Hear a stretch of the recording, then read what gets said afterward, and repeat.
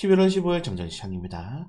자, 뉴욕 3대 지수는 어제에 이어서 오늘 또 하락하는 모습이 나왔습니다. 옵션 만기를 앞두고 어느 정도 이익 매도 물량이 나왔다라고 보시면 될 것 같고, 상하락 종목들은 한 6대4 정도 비율로 하락 종목들이 우위가 나오는 모습. 자, 그리고 러셀 지수가 최근에 좀 많이 빠지고 있어요. 네, 러셀 지수 같은 경우에는 트럼프의 정책에 대한 기대감 플러스 금리에 대한 기대감이 가장 크게 나오는 그런 지표인데, 지금 보시는 것처럼 파월이 최근에 금리나 서둘러야 할 신호가 없다 라고 이야기를 했습니다. 오늘 미국의 신규 실업수당 청구 건수가 나왔는데, 지금 보시는 것처럼 7개월 내 최저치를 기록했어요. 미국이 고용도 좋고 어제 발표했던 CPI 인플레도 잡히고 있고, 미국은 지금 경기가 너무 괜찮기 때문에 연준이 속도를 낼 수 있다라는 우려가 나오게 되면서 그런 우려에 투자자들, 특히 러셀 지수가 좀 많이 빠지는 모습이 나왔습니다. 저는 S&P 특징주는 테슬라가 좀 5%대 하락이 나왔는데, 트럼프 트레이드의 가장 큰 수혜주로 많이 오르기도 했지만 오늘 악재가 좀 많이 나왔어요. 우선 캐나다에서 발생했던 이 교통사고에서 일가족 4명이 사망하는 사건인데, 이게 문이 안 열렸다고 합니다. 사실 우리나라에서도 문이 안 열려서 돌아가신 분이 있을 정도로 전기차 화재에 대한 또 이슈가 재점화되는 거 아닌가라는 우려가 나왔고, 사이버 트럭이 리콜을 다시 한 번 더 진행하게 되면서 최근에 많이 올랐고, 트럼프 트레이더가 약간 쉬어가는 구간에서 이런 악재까지 겹치게 되니까 일단은 매도세가 좀 많이 나오는 모습이었다라고 좀 생각을 하시면 될 것 같아요. 사실 최근에 트럼프 트레이더 관련 테마주들이 좋지는 않았는데, 그래도 오늘 올랐던 종목이 또 있습니다. 최근에 트럼프가 좀 밀고 있는 양자모 관련 테마주들, 컴텀 컴퓨팅이랑 D-Wave, 컴텀도 오늘 좀 크게 오르면서 연속적으로 좀 많이 올랐어요. 오르면서 트럼프 트레이드가 좀 여전히 유효하다는 것을 다시 좀 보여주는 지표가 아닌가라고 생각이 되고, 자, 비트코인은 좀 고점 구간에서 약간 조정이 나오고 있어요. 근데 9만 달러까지 돌파했다가 이제 8만 7천 달러까지 하락이 나왔는데, 일단은 비트코인 관련해가지고 좀 재미있는 이슈가 나왔죠. 네. 닐 카시카리가 비트코인 여전히 널리 채택되지 못했다. 나는 그래가지고 이번에 코인에 대한 좀 열린 마음을 가질 것이다 라고 이야기하게 되면서 비트코인에 대한 기대감들도 좀 유효하는 모습이 나왔습니다. 자, 다만 오늘 좀 이 뉴스가 굉장히 좀 부담스럽습니다. 트럼프 정권 인수팀에서 인플레 가축법 전기차 세액공제 폐지를 준비를 하고 있다. 자, 지금 벌써 보시면은 이런 것들이 지금 행정명령으로 준비가 되고 있다고 합니다. 굉장히 부담스럽죠. 우리나라 같은 경우에는 2차전지 종목들의 시가총액이 워낙 높단 말이에요. 특히 코스닥 같은 경우에는 에코프로 그룹주가 사실은 알테오젠이 시총 1위긴 하지만은 그룹주 2개가 같이 움직이기 때문에 에코프로 그룹주가 1등인데, 그 종목들이 신저가를 어제 다 기록했죠. 연중 신저가를 기록했는데, 인플레 가축법까지 만약에 폐지가 된다면은 오늘 2차전지 관련 테마도 좀 부진한 흐름이 나올 수 있다는 것들. 그러니까 지금 여러분들 트럼프가 대법관부터 공화당 하원, 상원, 대통령까지 지금 거의 공화당이 다 해먹었기 때문에 트럼프 말을 걸을 수 있는 사람이 없습니다.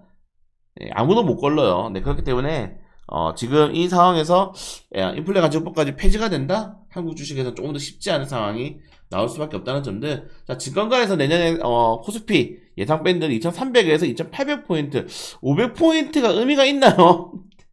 500포인트 의미가 있는 건 모르겠고, 지금 나오고 있습니다. 보통 이제 DB금융투자는 2100까지 좀 예상을 하고 있고, 키움 신한투자가 SK증권이 3200으로 가장 높게 좀 제시한 것도 재밌는 것 같은데, 일단은 기본적으로 3000구간대가 고점이다. 그래서 올해도 3000 돌파 못했는데 내년에도 제 생각에는 돌파를 못할 가능성이 조금 더 크지 않나 좀 생각이 되고요. 삼성전자가 4만원까지 떨어지게 되면서, 물론 시간으로 소폭 올라가지고 5만원 위로 마감했는데, 시간으로는 일단은 삼성전자의 오늘 추가적인 하락이 나올 수 있을 것인지 좀 보는 것도 재밌는 것 같습니다. 자, 오늘 달러 인덱스가 여러분들 많이 올랐어요. 7개월 내 최고치 107선까지 지금 올라가겠습니다. 이렇게 되면은 환율 부담감이 커지고 있는데, 국채금리도 지금 4개월 내 최고치. 그러니까 지금 이상해요.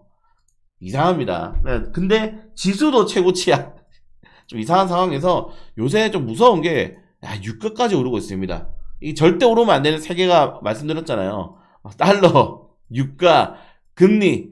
이거 오르면 안 되는데 지금 미치겠습니다. 유가까지 오르게 되면 우리나라 수출이 부담이 될 수밖에 없죠. 어제 이제 하느니 수출이 굉장히 좀 부재하게 나왔다. 이 원자재 가격이 많이 올라가지고 우리나라 같은 경우에는 원자재 대부분 80% 이상을 다 수입하는 국가이기 때문에 이런 것들 좀 부담스러울 수 있다는 점도 좀 체크하시면 될 것 같습니다. 자, 우리 히토리 관련 테마저도 시간에 많이 올라왔는데 그건 뭐 제가 일주일 전에 정리해드렸으니까 영상 한번 보시면 될 것 같고, 아까 말씀드린 것처럼 인플레 간축법에 대한 부담감들이 좀 커지고 있다는 점들. 자, 우크라이나가 그리고 최근에 트럼프를 한번 압박했죠. 너희들 우리나라 원조 끊으면은 우리나라 원폭 개발할 거야. 지금 사실 우크라이나는 군인이 없습니다. 네, 지금 거의 지금 우리나라 언론에서 말하는 건 말이 안 되고, 지금 우크라이나에서 최소 40만에서 최소 80만 명 이상이 사망했다고 해요. 지금 이 전쟁 교환 대비가 러시아랑 우크라이나랑 거의 3대1, 4대1 정도 수준이라고 합니다. 그 정도로 지금 쉽지 않기 때문에 좀 전략적으로 비대칭 무기를 만들려고 하는 게 아닌가 하는데, 사실 원폭을 만들면은 오히려 더 규제가 당할 수도 있죠.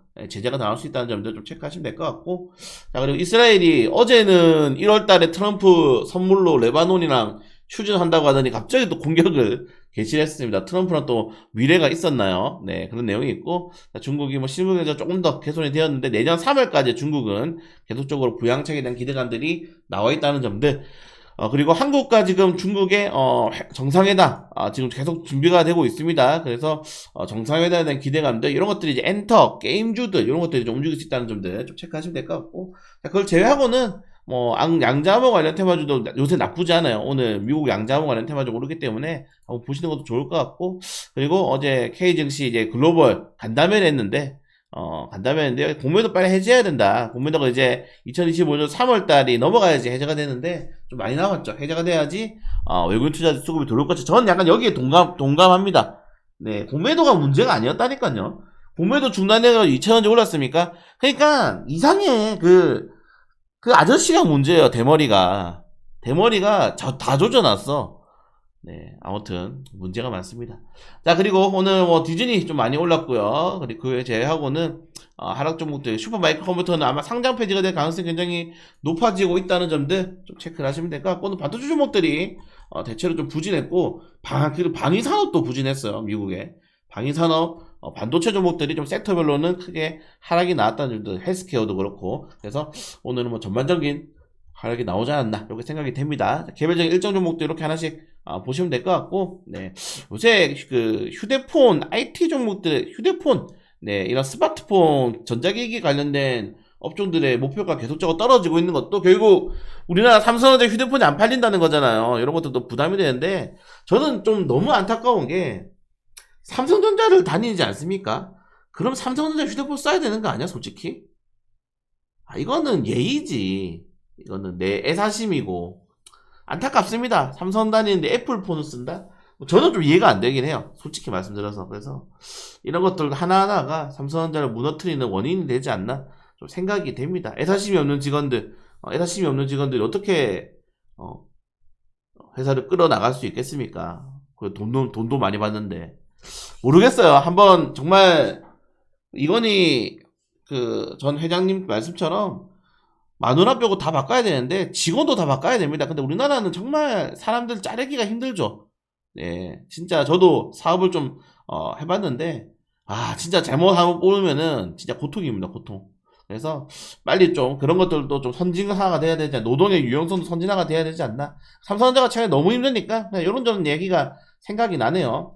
자, 아무튼 이런 얘기가 있고, LG에너지솔루션이 최근에 정말 계약을 LG에너지솔루션이 너무 잘 따고 있는 거 아닙니까? 지금 또 땄어요. 네, 테라젠이랑 또 에너지 저장장치 공급 계약을 또 했는데, 와, 최근에 LG에너지솔루션이 보시면은 지금 하나큐셀, 르노, 벤츠, 포드, 뭐 리비안, 이 금액도 어마무시해. 네, 그래가지고 지금 스페이스X에 또 공급 지금 납품 논의하고 있고, 이건 스페이스에서 요청했죠. 테슬라 오토마스에도 공급을 하고 있고, 와, 정말 대단한 것 같습니다. 다만 아까 말씀드린 것처럼 인플레 간축법이 좀 어느 정도까지 끌어내릴 수 있을 것인지를 좀 봐야 될 필요가 있을 것 같다. 이렇게 좀 말씀드리면서, 네, 오늘은 뭐 미국의 오션 만기, 네, 그리고 뭐 애플의 비전 프로 망했는 거를 왜 또 한국에 출시하는지 모르겠어요. 근데 출시까지 있다는 점도 좀 체크하시면 될 것 같고, 제가 최근에 계속 요새 밤을 새가지고 네, 좀 컨디션이 안 좋죠. 네, 좀 이해를 해주시고 좀 이따가 라이브 방송에서 뵙도록 하겠습니다.